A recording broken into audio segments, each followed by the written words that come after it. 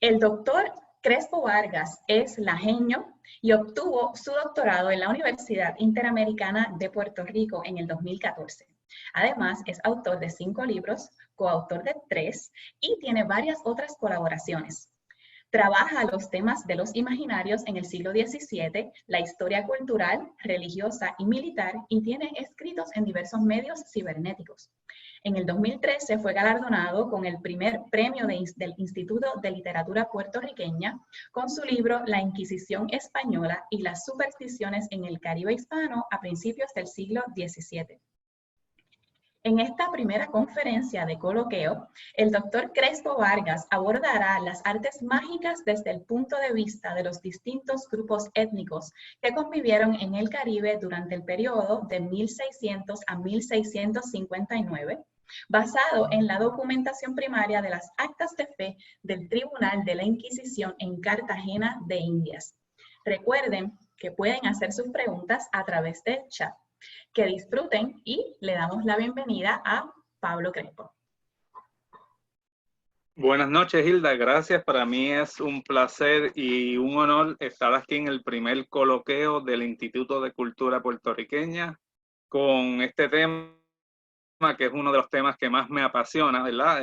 La Inquisición y los imaginarios mágicos en el Caribe del siglo XVII.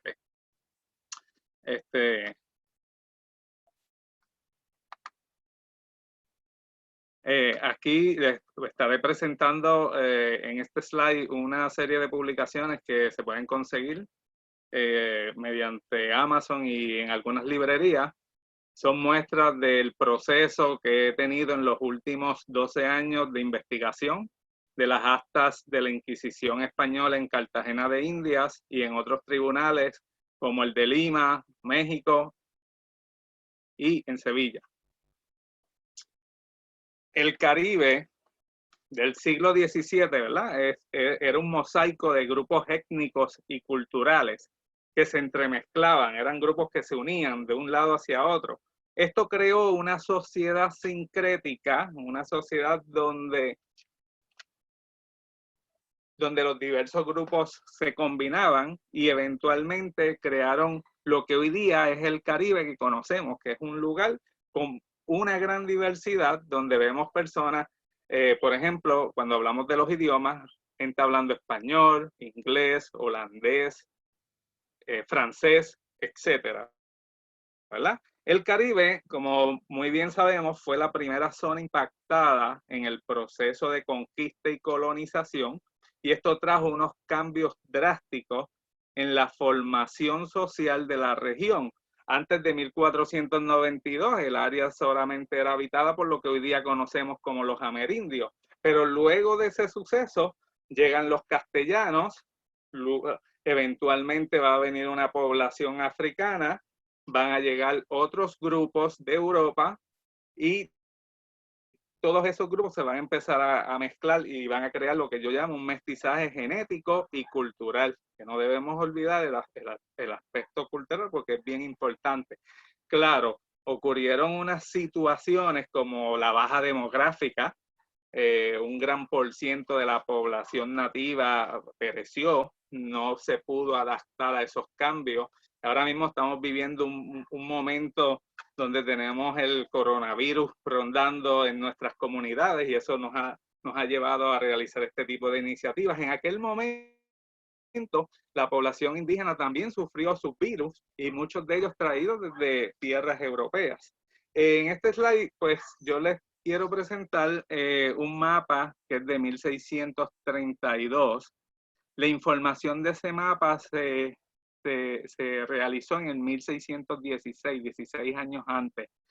El creador o el cartógrafo, Nicolás,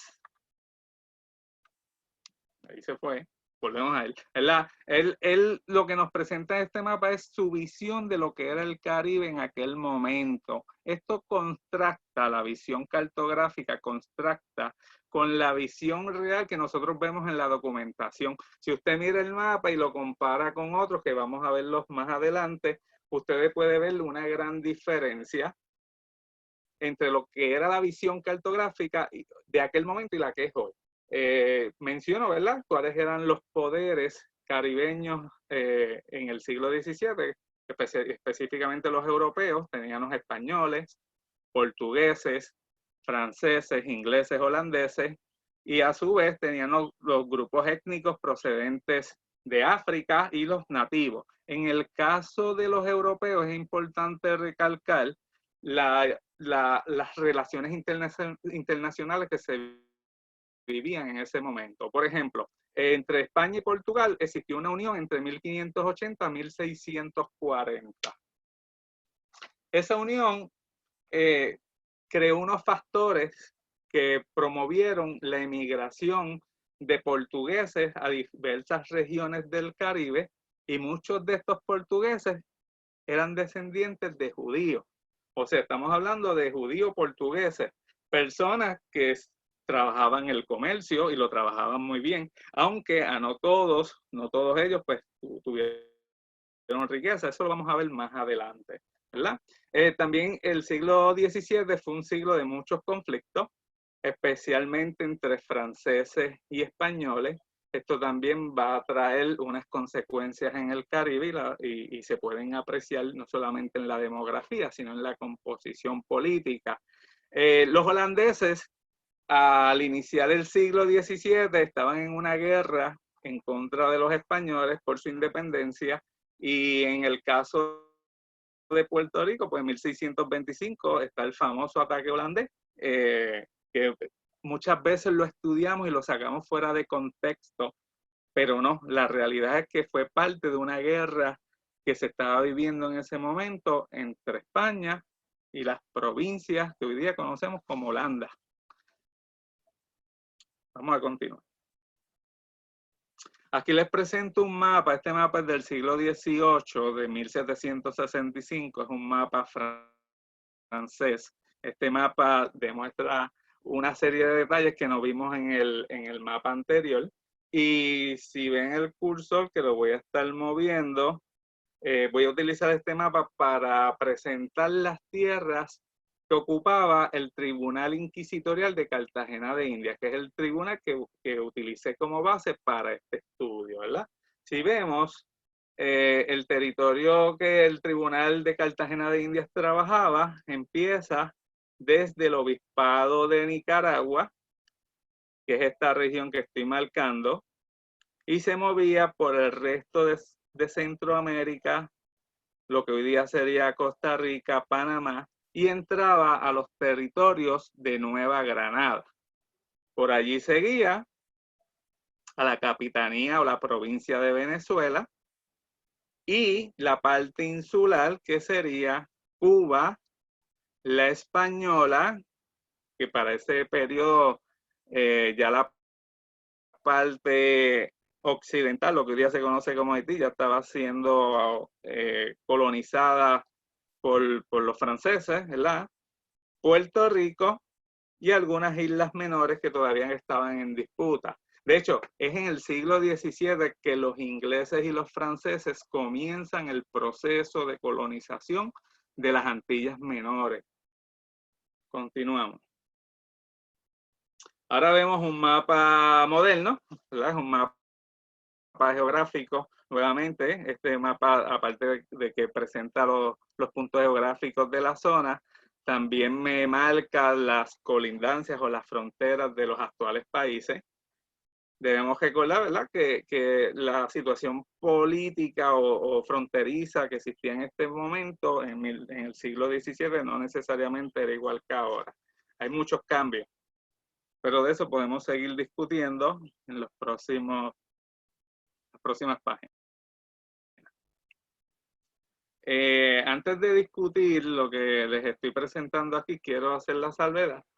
Soy fanático de Francisco Goya. Goya era trabajó en gran medida lo que es la Inquisición y la brujería. Van a ver varios cuadros de él. Este es el auto de fe.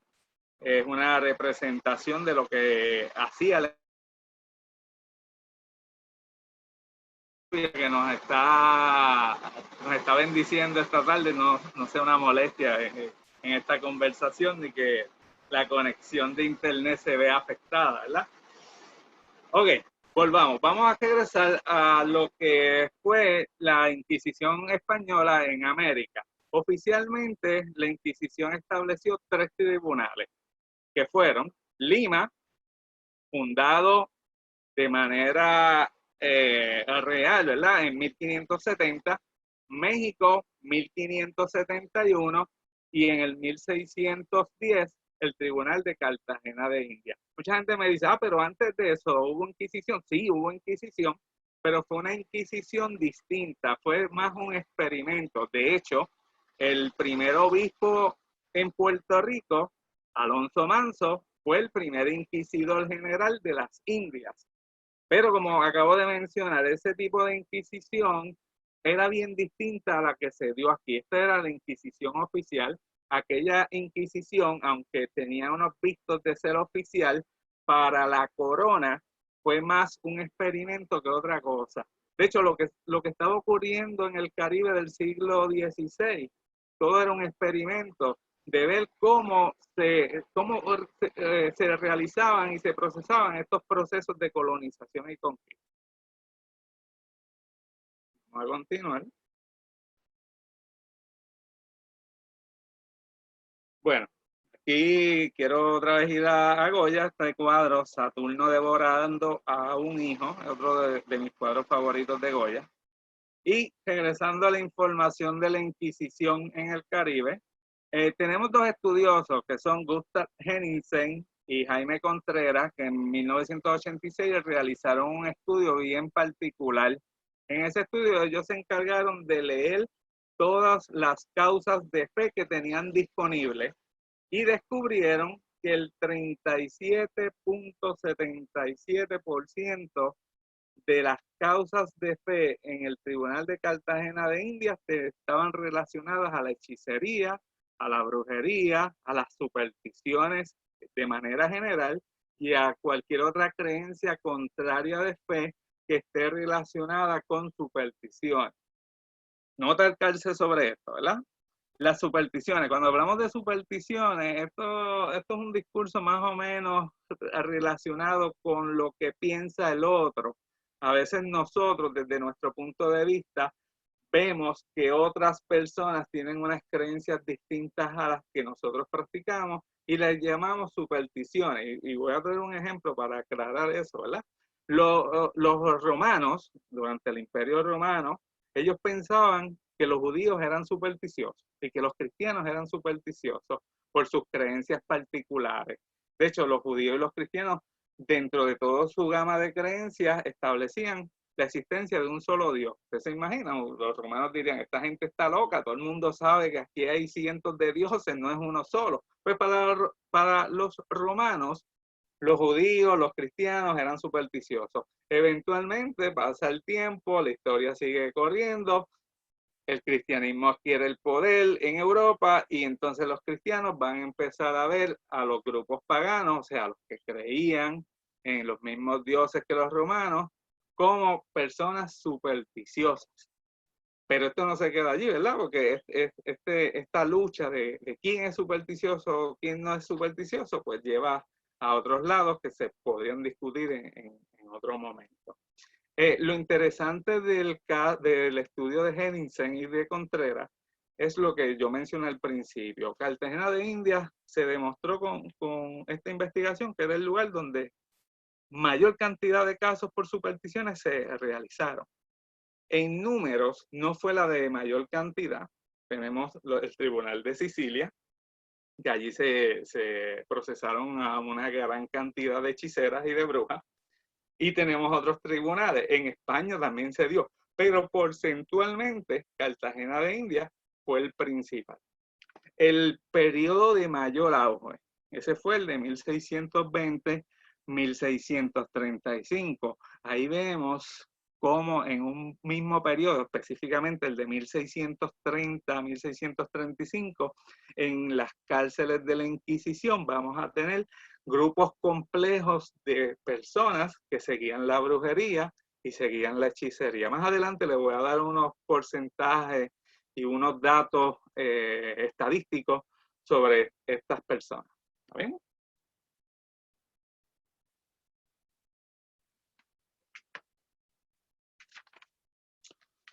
Bueno, aquí vamos a ver unas teorías antropológicas, ¿verdad?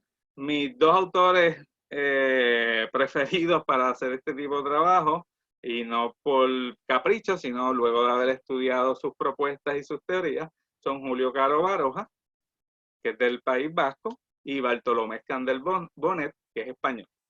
En el caso de Julio Caro Baroja, ¿verdad? Él presenta lo que se conoce como la concepción primaria del mundo.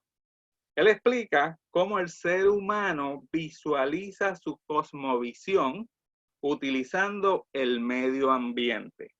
Básicamente, son 4 los factores esenciales, y allí están presentados, que son el cielo y la tierra, padre y madre, por un lado, y por el otro lado tiene el sol y la luna, la luz y la oscuridad.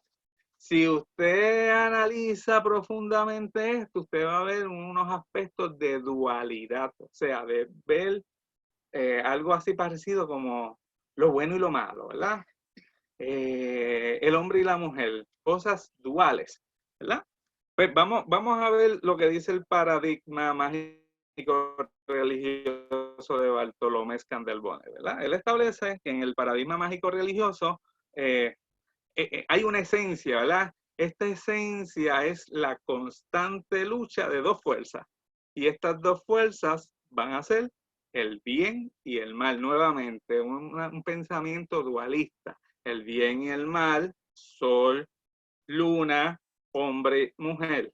Son pensamientos dualistas. En el caso del bien y el mal, es algo que dentro del cristianismo se supone que no existe ese pensamiento dualista de que ambas fuerzas sean iguales, pero dentro de ese mundo mágico originado, ese mundo mágico de muchos grupos, porque no los quiero generalizar porque también hay sus excepciones. Dentro del mundo mágico de muchos de esos grupos de la antigüedad existía esa lucha y era constante. Y era como el yin y el yang, que lo vemos en otras culturas.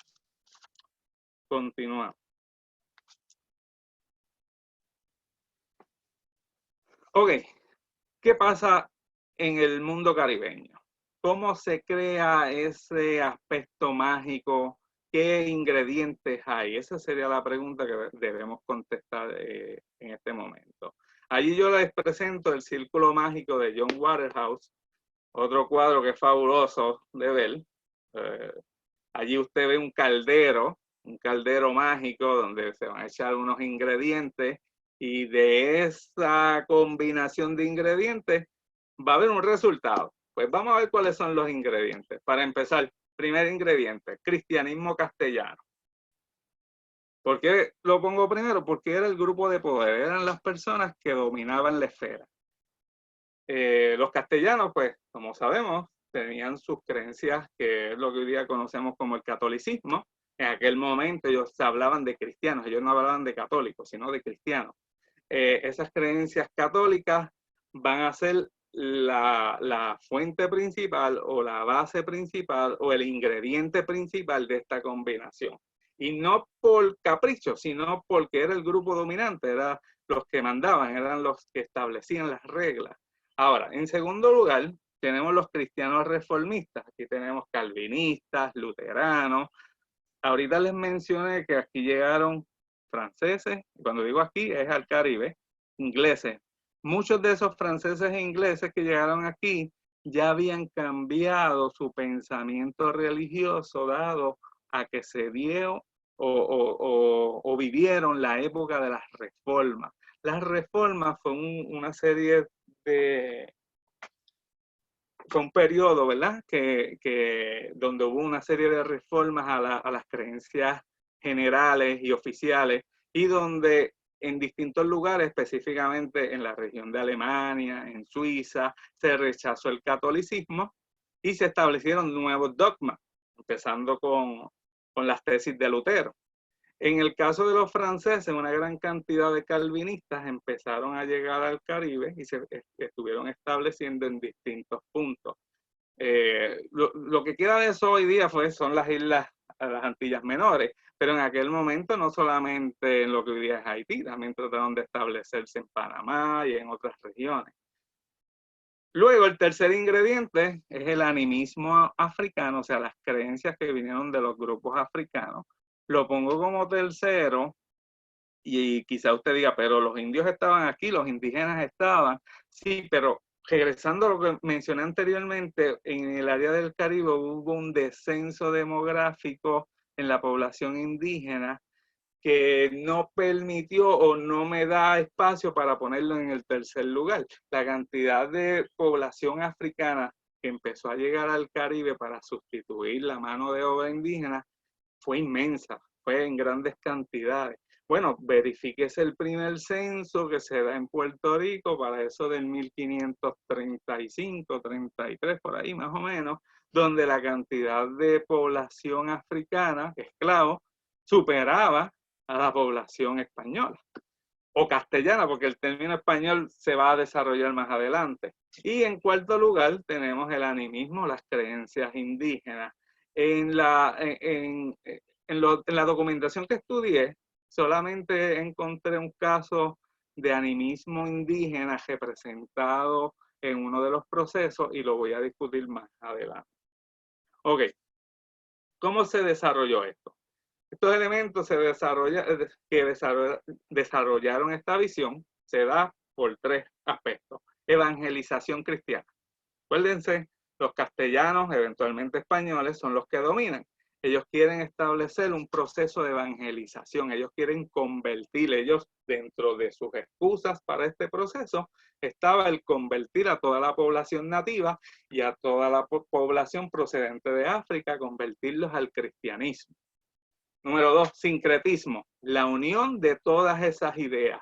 Esto se da quizás desde el punto de vista oficial, no se pretende hacer, pero los grupos marginados sí van a empezar a desarrollar. Ellos van a empezar a esconder sus creencias dentro de las creencias del grupo dominante.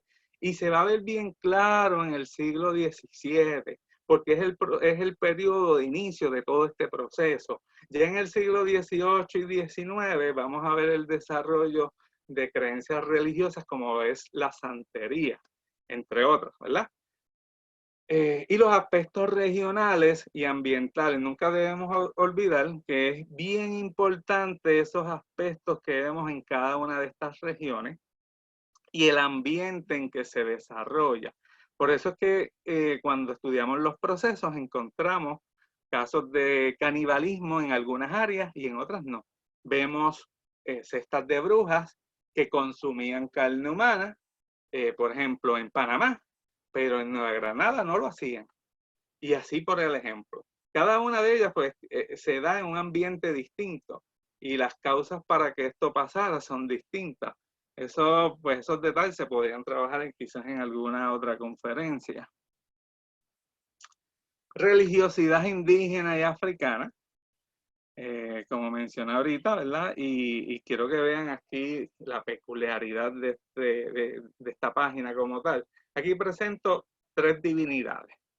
Una indígena, taína, que es Atabey. Dos africanas de la región de Yoruba, Yemayá y Ochú, a las tres femeninas. ¿Por qué traigo divinidades femeninas? Porque en estas religiones antiguas, contrario a las religiones modernas o al centro religioso judeo-cristiano, las figuras femeninas tenían un valor más que el que se ve en la actualidad en las distintas creencias.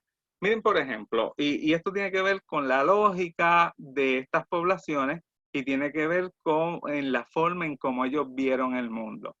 Dígame usted, y analice el siguiente pensamiento. ¿Quién pare? ¿Quién tiene hijos? ¿La mujer o el hombre? Claro, la mujer.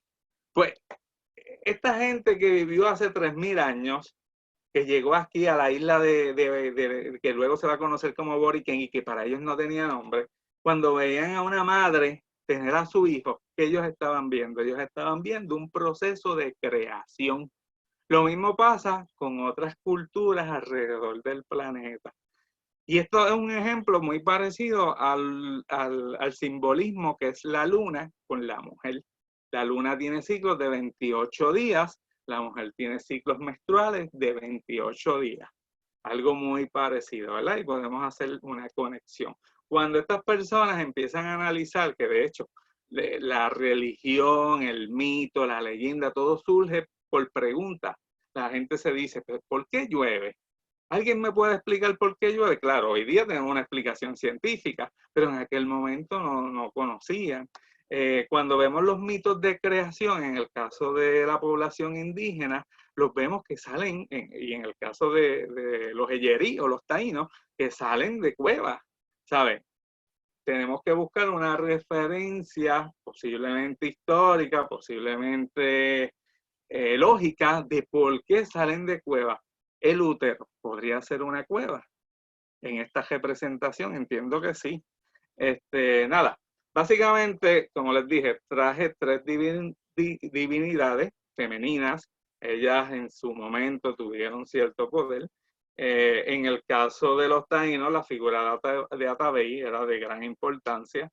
Eventualmente va a ser, esa importancia va a bajar y se va a poner a Yocajú como el dios principal, el dios de la yuca, pero eso es en un proceso evolutivo que se da. Continuamos. La tradición mágica europea. Este es otro caso que también lo vemos como bien interesante. Aquí vemos en un lado arte ortodoxo, demonios en escaleras, en el otro lado tenemos el aquelarre de Francisco Goya. Las tradiciones mágicas europeas, y quizás usted diga, pero los europeos no eran supersticiosos. Mire, sí, eran supersticiosos. Hay una gran cantidad de literatura presentando y argumentando, y de este periodo del siglo XVII, cómo eran las supersticiones dentro de las poblaciones europeas.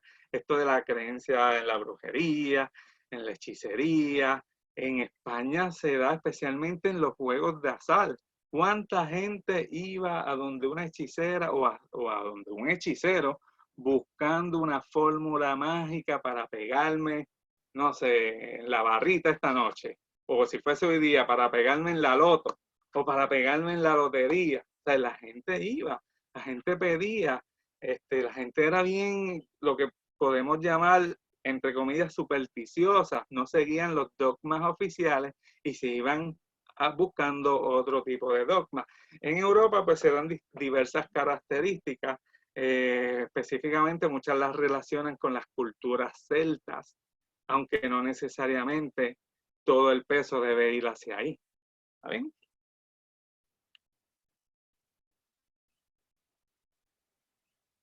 Para mí es bien importante poder diferenciar entre lo que es brujería y hechicería. Y estos dos términos hay que trabajarlos según el periodo histórico. Porque hoy día esa definición de brujería que presento allí no necesariamente aplica. Hoy día tenemos los grupos de Wicca, tenemos otros grupos que siguen otro tipo de creencia que ellos se consideran que es brujería, pero que no necesariamente están implicados en esa definición que estoy presentando. Esta definición es sacada de los diversos procesos que tuvo la Inquisición española en el Caribe hispano. Brujería era practicada en grupo. Ahí, como usted ve en la imagen, el vuelo de brujas, usted ve un grupo de brujas juntas. Las brujas siempre estaban en grupo. Número 2, era predominantemente rural, o sea, estaban en los campos. Ellas no trabajaban desde la ciudad, claro. Tengo casos que se han encontrado de grupos de brujas en Cartagena de Indias, por ejemplo, pero no era la norma. Número 3, el uso de lo que se conocía como magia negra, los maleficios y los ritos anticristianos. Magia negra, o sea, eso era lo que ellos le llamaban la magia que iba en contra de todo lo que puede ser positivo o bueno. Los maleficios, que son hechizos o conjuros en contra de personas, y los ritos anticristianos, que tienen que ver con, por ejemplo, en vez de tener la cruz de una forma, tenerla inversa. Usted llega a la iglesia, escupir la cruz y cosas como esa, ¿verdad? En el caso de la hechicería, esta era practicada de manera individual, o sea, una persona practicaba hechicería y lo podía hacer solo o sola. Esto no quiere decir que las hechiceras no se juntaran, porque también lo hacían, era algo común que lo hicieran, pero sus ritos no necesariamente se tenían que hacer en conjunto, sino que una sola persona lo hacía. El auge era en las zonas urbanas. Piensen en la Celestina, que era una hechicera. El uso de la magia tenía 3 fines, y estos 3 fines eran resolver los problemas del amor. A usted le gustaba a alguien, esa persona no le correspondía, usted iba a donde la hechicera, prepárame algo para que tal persona se enamore de mí. Número 2, la búsqueda de personas u objetos perdidos. Ay, se perdió fulano, mi hijo no aparece, yo quiero saber dónde está, voy a donde la hechicera para que me diga dónde está. Y como mencioné ahorita, los beneficios en el juego de azar. Una gran cantidad de personas que fueron procesadas, lo fueron por estar buscando cómo ganar en los juegos de azar. Ok, vamos a algunas estadísticas, ¿verdad? En mi estudio se revisaron 180 casos. Estos 180 casos se dividen en involucran, a 167 personas. De esas 167, 9 fueron procesadas en 2 ocasiones y 2 fueron procesadas en 3 ocasiones. Dentro de lo que es la leyenda negra, se dice que al que procesaban una vez en la Inquisición y no lo quemaban, si lo procesaban por segunda vez, sí lo iban a quemar. Ahí hubo 9 casos, a ninguno lo quemaron. Y entonces, peor aún, 2 personas fueron procesadas en 3 ocasiones por el mismo delito o por algo parecido. Tengo que aclarar, ¿verdad? Algunos de estos casos, en su primera intervención fue por hechicería, en su segunda intervención fue por brujería. O sea, dentro de la visión de la Inquisición, la hechicería era un grado menor que la brujería. La brujería implicaba daños mayores y por lo tanto las condenas podían ser más severas. El rango de edad, tenemos una niña de 10 años y tenemos ancianos de 85 y se daba un promedio de edad de 40 años. En los géneros, y este dato pues me certifica me certifica con otros estudios que el rey o la diferencia entre hombres y mujeres era aproximadamente de 2 a 1. 64.4% mujeres, 35.4% hombres. Porque muchos de estos supuestos delitos de superstición eran achacados a la mujer, porque dentro de esa sociedad se establecía que la mujer era un ser débil, era un ser sin conciencia y era más propenso a caer en este tipo de conducta. Pero no lo piense, también los hombres lo hacían. Lo que pasa es que pues ahí hay otros aspectos que podemos discutir. Los delitos. 86 personas o el 48% fueron procesados por hechicería. Como dije ahorita, hechicería era un escalón más bajo que la brujería. Si a usted lo procesaban por brujería, eso era un delito bien grave. En este caso fueron 59 personas procesadas por brujería y 35 personas que fueron procesadas por otros delitos. En cuanto a la etnicidad, y veo que debo apurar un poquito, ¿verdad? Tenemos 58 negros, 55 blancos, 44 mulatos, 8 mestizos y 2 zambos. Hay 14 personas que no se pudo identificar. Y usted me dice, pero ¿cómo no se pudo identificar? Bueno, la documentación no me indica. Tampoco queremos especular con eso, por eso los separamos. Lugar de origen, el 34% de los casos vivían en Cartagena de India, el 18% en La Habana. Mire, el caso de La Habana es bien particular. La Habana, al ser uno de los últimos puertos antes de salpar hacia Europa, se convirtió en un centro económico, para decirlo así, mágico. Sí, porque todo el mundo iba allí, buscaba a sus hechiceros, hechiceras y buscaba, léeme las cartas, dime qué me depara el futuro, o me voy a casar con fulano, o voy a hacer esto, voy a ser rico. Miles de preguntas, y eso era un mercado específicamente para las hechiceras y hechiceros que vivían en esa área. Aquí vemos dos perfiles, el perfil de la población negra y el perfil de la población blanca. En este apartado lo más importante aquí es que usted vea, estoy moviendo el cursor, dentro de la población negra, a una gran cantidad de ellos se les acusó de brujería. Mientras 35 personas negras fueron acusadas de brujería, en el caso de los blancos, solamente una persona. Ya estamos viendo las diferencias. Vamos a ver la hechicería. Hechicería son 33 personas blancas versus 14 negras. Aquí claramente podemos ver los prejuicios raciales de la época. Claro, dentro de la sociedad castellana española existía ese pensamiento de que se podía convivir entre diversos grupos. Ellos lo habían hecho por cientos de años, pero dentro de la mentalidad todavía, o no decir todavía, en ese tiempo existía una diferenciación entre lo que es ser negro y ser blanco. Y aquí se ve perfectamente. Continuamos. El perfil de las castas son los mulatos, los mestizos y los zambos. Nuevamente, en el caso de hombres y mujeres, vemos una gran diferencia entre los que son mujeres versus la cantidad de hombres, 43 a 11. La edad promedio 38.1 y los delitos, aquí vemos unos números mucho más parejos entre lo que es hechicería y brujería. En todos estos datos que he dado, no dan a 100%, ¿verdad? Porque he eliminado o he obviado algunos delitos que es de un caso o dos casos.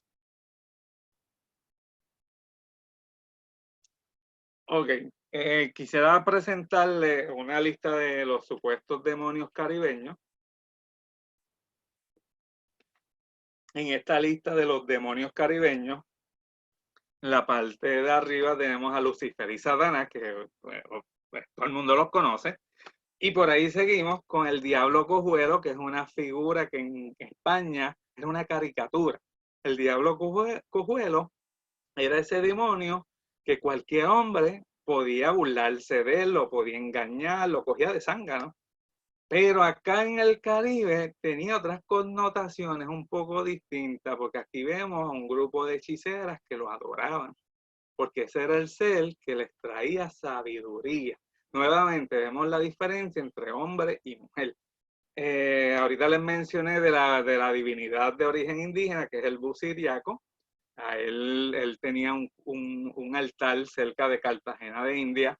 Eventualmente fue eliminado y había un grupo de indios que lo adoraban. Otros nombres, como usted ve allí, Solimar, Caifás, Mahoma, Barrabás. Había nombres comunes como Diego Folupo y Pablillo. El caso de Pablillo, para dar un ejemplo, o sea, no se piense, cuando usted ve esos nombres, no piense que dentro del imaginario de estas personas, esos demonios eran simplemente personas de carne y hueso. Pablillo, del ombligo hacia arriba, era un ser humano, del ombligo hacia abajo era un gato, y medía menos de 4 pies.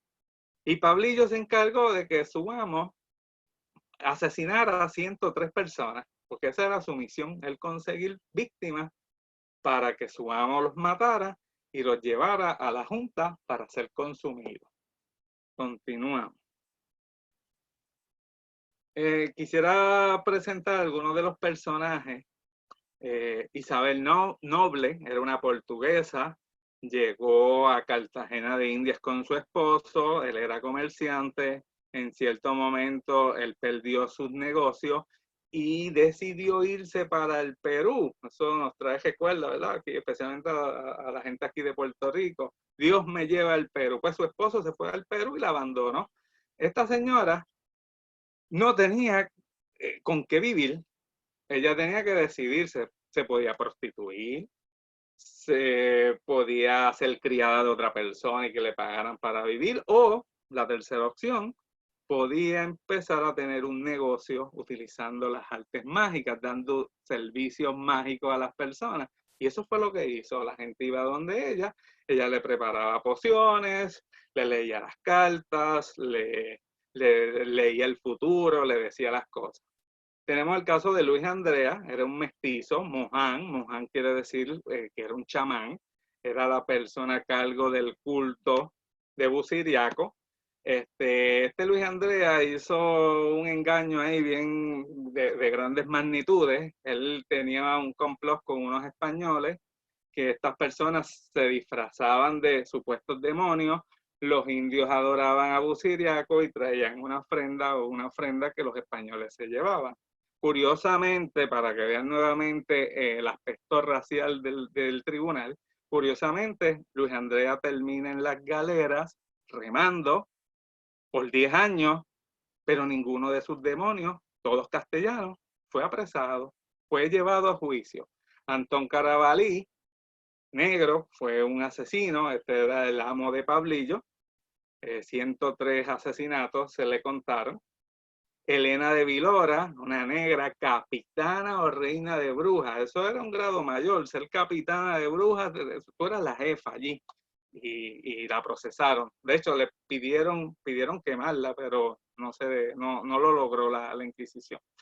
Paula de Aguiluz, que es uno de los casos más famosos y más documentados, hay varios artículos sobre ella, una mulata, nace en Santo Domingo, inicia como hechicera, termina como bruja. Paula de Aguiluz era tan famosa que el propio obispo de Cartagena le iba a visitar y le pedía remedios médicos. Y en este listado no quiero dejar a Ana de Mena, mulata puertorriqueña, obviamente nació en Puerto Rico, en su niñez viajó a Cuba, allí fue criada y en La Habana se convirtió a los 20 años en maestra de hechicera. Fue procesada 2 veces. Conclusiones. Primero, el Caribe fue una zona de alta diversidad étnica, eso lo podemos ver hoy día. Aunque mucha gente los quiere obviar, ¿verdad? Pero somos una zona de alta diversidad étnica.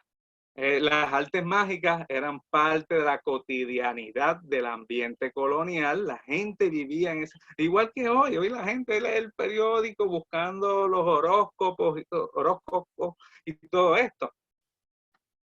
Número 3, no existió un esfuerzo del Estado o la Iglesia por mitigar las necesidades religiosas de la población. Eso era normal. La Iglesia y el Estado, pues, en esos asuntos no se metía. La Inquisición se metía, pero tampoco en gran cantidad.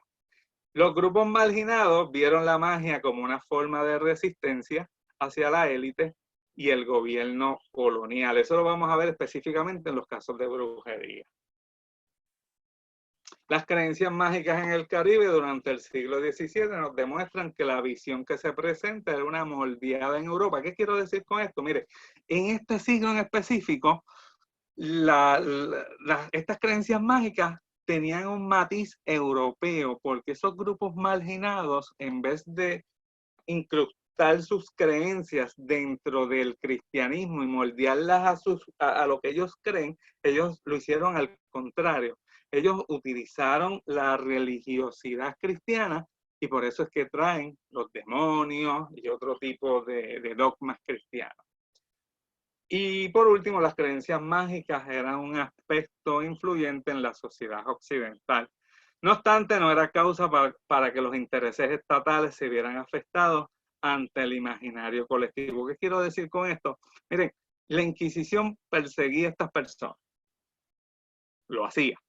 Pero al Estado no le preocupaba ese asunto. Por eso, aunque Cartagena de Indias tiene una gran cantidad de procesos, no vemos allí quema de brujas.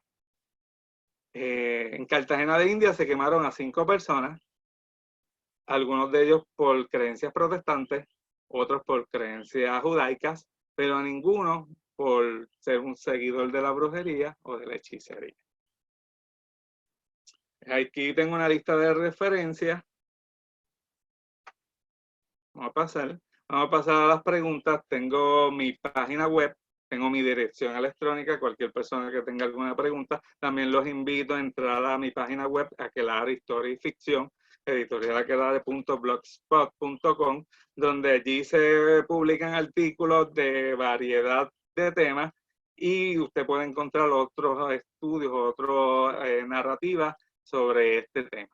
¿Alguna pregunta? Pues pasamos a Hilda. Wow, la verdad que es magnífico el manejo del tema. Hay un montón de preguntas, así que vamos a ver cómo las podemos ir trabajando poco a poco. Tenemos, las voy a ir seleccionando, hay algunas que ya se fueron contestando a través de la presentación. Hay una de las personas que quiere saber si conoces que si se haya hecho algún estudio antropológico sobre estas creencias en la actualidad. Sí, hay varios estudios. Ahora mismo no le podría estar nombrando, pero sí, ahora mismo se estudia. De hecho, hace unos años yo empecé a realizar uno, nunca lo concluí. Espero en el futuro tener el tiempo. En Puerto Rico hay todavía espacio para eso, pero sí, se están haciendo estudios. Yo le invito a que busque por internet, los va a encontrar. Así de momento, pues no le puedo mencionar, no los tengo a la mano, pero sí se están haciendo estudios y nada, antes de que este proceso de modernidad, como algunos compañeros mencionan, este proceso donde estamos dejando nuestra cultura de hace unos años, renovándola por una cultura más urbana, más universal, pues antes de que este proceso concluya, sí, se van a presentar ese tipo de trabajo porque no se va a dejar perder. Excelente. Tengo aquí otra preguntita. Dice que cuando estabas hablando sobre el censo cerca de 1530 y de la abrumadora población de personas africanas, que si sabes si hubo interacción entre indígenas y personas de África. Es decir, no es posible que a través de la interacción entre indígenas y africanos se comenzaran a forjar religiones fuera del canon de las religiones europeas. Cuando se habla de brujerías y se habla de religiones caribeñas. Sí, antes de contestar, hay que aclarar, lo de brujería, hechicería, pues son términos que vienen de Europa. Ni los indios ni los africanos creían en ese concepto como yo lo presenté aquí.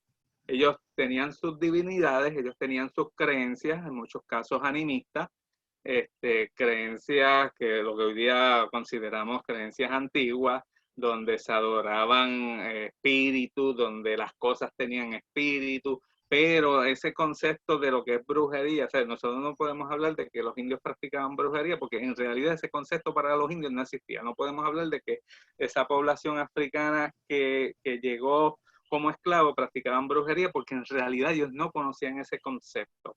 De hecho, usted no puede adorar, por ejemplo, el demonio si usted no cree en él.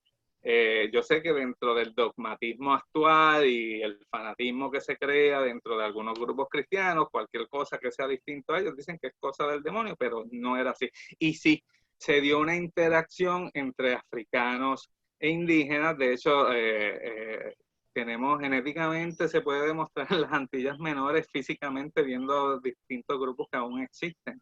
Hay otros especialistas que se han encargado de trabajar ese tema, pero sí hubo esa interacción y hubo ese mestizaje genético y cultural entre grupos africanos y grupos indígenas. De hecho, dentro de la cultura castellana, pues se le denominó como los zambos. Y hablando de zambos, hay varias personas que tenían preguntas sobre esto. ¿A qué te refieres cuando hablas de zambos y etnicidad, por ejemplo? Sí, primero, ¿verdad? No, utilicé los términos de la época del siglo XVII, no son, quizás hoy día son términos peyorativos, ofensivos, pero en aquella época eran los que se usaban y quiero hacer primero esa aclaración. El sambo en el siglo XVII era considerado la persona descendiente del junte entre un indígena y un africano. Ok. Sí. De hecho, yo hablé de las castas, que son los mestizos, los mulatos y los zambos, que las castas están diferenciadas dentro de la estructura social de la época. Muy bien. Pues vamos a continuar por aquí. Había una persona que dice que si puedes abordar rapidito sobre el tema del canibalismo, que lo mencionaste. Ok, en el caso de La Habana se dio el caso, la situación que había mencionado del Carabalí, que tenía como esclavo, como demonio, perdón, a Pablillo. Esta persona era la persona encargada de buscar individuos, asesinarlos y llevarlos a la Junta. En Panamá, en un pueblito o un pueblo que se llama Pacora, se dio otro caso de una secta que practicaba el canibalismo. En ese caso está bien detallado en la documentación inquisitorial y es bien curioso porque a una de las brujas se le regaña porque lleva a un bebé para ser consumido. Y uno dice, wow, pero ellos nada son las que consumen los bebés y los niños, que esa es la idea tradicional. Pero en este caso en específico, en Pacora, el principal de los demonios le dice a ella, no traigas niños porque eso es poca carne. Nosotros preferimos personas adultas que tienen más carne para el consumo. En estos casos en específico, lo que podemos denotar es que estas áreas o estas personas no tenían una producción constante de alimentos o estaban viviendo en unas condiciones deplorables que les evitaba poder tener la cantidad adecuada de alimentos y utilizaban sus creencias para poderlos conseguir. En este caso en específico, en esta bruja, pues ella cuando fue procesada admitió haber asesinado a 14 personas. Ok, perfecto. Tengo por aquí otras, tengo como 5 o 6 preguntas adicionales. Estamos tratando de ser conscientes con el tiempo. Preguntan por aquí, ¿cuán arraigada está la santería en Puerto Rico? Que sea una que se relaciona a esta historia explicada por usted. Usualmente siempre se hace referencia a Cuba y no a una santería puertorriqueña, si alguna. Mira, la santería en Puerto Rico tiene que ser estudiada. Está siendo estudiada, pero todavía tenemos muchas preguntas sobre ella. La santería, sí, y sin ser experto en lo que es la santería, porque la santería viene de la religión yoruba. Los primeros yorubas llegan en el siglo XVII, pero no es hasta el siglo XVIII que la cantidad de yorubas que llega a la región es tan abrumante, tan grande, que se empieza a dar el desarrollo de lo que hoy día es la santería. Pero la santería en su proceso evolutivo se divide en varias creencias. La santería que hay en Puerto Rico, y quizás me pueda equivocar en lo que voy a estar diciendo, porque como dije ahorita, no me especializo en estudiar la santería en Puerto Rico, pero aquí empieza el auge luego de 1959, cuando en Cuba, pues Fidel Castro asume el poder allá y una gran cantidad de cubanos vienen hacia Puerto Rico y los Estados Unidos. Antes de ese periodo, y hay otros estudios que he visto, ¿verdad?, donde se menciona que esa creencia espiritual que se vivía en el Puerto Rico de los años 50, de los años 40 y anterior, de los 1950 y 1940, era un espiritualismo que tenía una línea directa con las creencias indígenas. Pero nuevamente, son dos temas a los cuales hay otras personas que lo están estudiando y que yo pues todavía no me he tirado a ese estudio como tal. Pero sí, es uno de los temas que se debe investigar y que se debe trabajar en los próximos años en Puerto Rico, y sé que ya hay personas que lo están haciendo. Excelente. Tengo por aquí otras 2 preguntitas. Dice que si se le acusaba de brujería o de hechicería a la persona que adquiría los servicios, si era ilegal creer o solamente tener los conocimientos de brujería. Y voy a mezclar otra, en donde a una persona le da curiosidad que si toda la brujería era en el área rural, que si sabe la razón de esto, si era para estar lejos de las autoridades o había otra razón para esto. Ok, primeramente, la primera pregunta, me menciona, ay, ¿podrías repetirla? Perdóname. Sí, es que si se le acusaba de brujería o de hechicería a la persona que adquiría el Ok, servicio. estamos. Esto es uno de los puntos que a veces uno dice, diablo, cómo bregaba esta gente. Usted iba a pedir un servicio. Usted le iba donde un hechicero y usted le decía, pues dame una poción porque mi esposa ya no me quiere, yo quiero que me ame. Entonces la hechicera me daba la poción, pero ¿qué pasaba? Venía mi esposa y me dejaba y se iba a vivir en otro sitio y yo me quedaba abandonado. Esa persona usualmente iba donde la Inquisición y decía, mira, tengo esta situación, hay una hechicera allí y me engañó. Esta gente siempre iba con esa premisa, me engañó. La Inquisición iba, apresaba a la supuesta hechicera, pero a la persona que acusaba no lo arrestaba, a menos que en el proceso la hechicera, dentro de sus confesiones, dijera que esa otra persona también realizaba pociones o realizaba algún tipo de hechizo que lo comprometiera con las artes mágicas. Lo mismo va a pasar en otros casos. De hecho, la mayoría de los casos de las hechiceras empiezan los procesos por eso, porque estas personas pues ven que no hay resultados en el servicio que pidieron y acusan a la hechicera. Y no se les procesó a ellos cuando se les debía haber procesado. Y lo mismo pasó en el caso del Mohan, que él tenía unos demonios que eran castellanos, pero a ellos tampoco los procesaron. Nuevamente, el estigma racial, el estigma social, de que a esos sí los vamos a acusar y a estos no los vamos a acusar. En cuanto a la segunda pregunta, me está hablando porque la brujería se desarrollaba en el medio ambiente rural y no en el urbano, posiblemente porque era el lugar propicio para ello.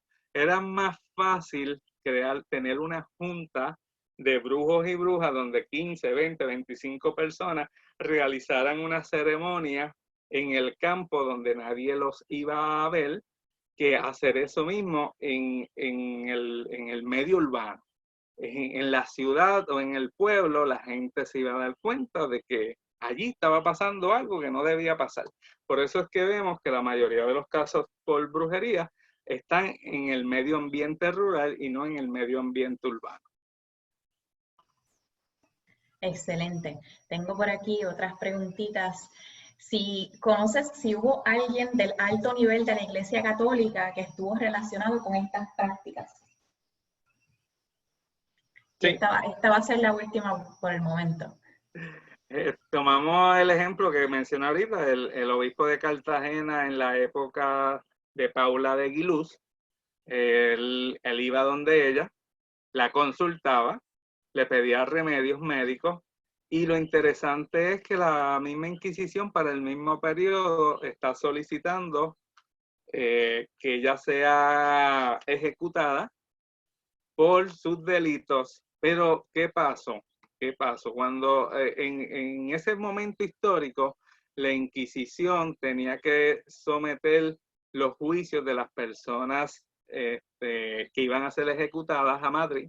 Y en Madrid ya la mentalidad en contra de la brujería y la hechicería estaba cambiando por unos casos que se dieron en el 1614 en la región de Logroño, donde un inquisidor logró convencer a la institución de que todos estos movimientos de brujas y hechiceras estaban en la mente de las personas que lo practicaban y que no eran reales. Esta persona logró convencer a la institución y entonces hubo un cambio en la mentalidad. Y entonces ellos fueron más cautelosos en el momento de condenar a una persona procesada por brujería o hechicería a la hoguera. Claro, en el caso de los protestantes y los judíos o los musulmanes, eso no fue así. Y ahí vemos un elemento que yo siempre menciono cuando hablamos de Inquisición, y es que la Inquisición española no era un brazo de la iglesia, era un brazo de la corona. y como brazo de la corona tenía unas políticas dirigidas a preservarla. Y dentro de esas políticas, protestantes, musulmanes, judíos eran una amenaza y había que perseguirlos y había que eliminarlos. Brujas y hechiceras en realidad no eran una amenaza, por lo tanto se dejan a un lado, y ya para el siglo XVII el número de brujas y hechiceras quemadas por la Inquisición española disminuye grandemente, pero eso no pasa en la Inquisición que se desarrolla en Francia y en otros lugares, en Suiza, donde hubo una gran cantidad de personas procesadas por la institución. Wow. Sé que se me quedan algunas preguntas que no vamos a poder atender, pero ahí tienen el contacto del doctor Crespo. Yo imagino que él con mucho gusto conversa con ustedes al respecto. Quiero agradecerle por esta conferencia tan mágica que nos compartió durante esta tarde de hoy, la primera de la edición de Coloqueo del Instituto de Cultura Puertorriqueña. Y quiero darle las gracias a todas las personas que se dieron cita también para acompañarnos durante esta hora. Quiero aprovechar la oportunidad para promover la segunda conferencia que tendremos, la acabo de colocar en el chat. Esta segunda conferencia se titula Nuestro Patrimonio Histórico Edificado, Retos Filosóficos Post-Sismo, y va a ser por el arquitecto Pablo Ojeda, director de la Oficina de Patrimonio Edificado del Instituto de Cultura Puertorriqueña.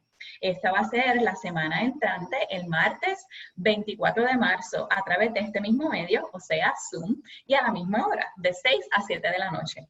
Ya tienen el enlace para aquellas personas que les interesa se puedan ir registrando. Y quiero recordarles que también la grabación de la conferencia de hoy se va a compartir más adelante a través de nuestro canal de YouTube para todas las personas que quizás no pudieron llegar o estar a tiempo.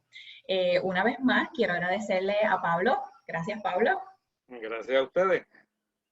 Y nada, que tengan una hermosa noche. Recuerden quedarse en sus casas. Y me despido hasta la próxima. Esto fue Coloqueo. Que tengan una bonita noche.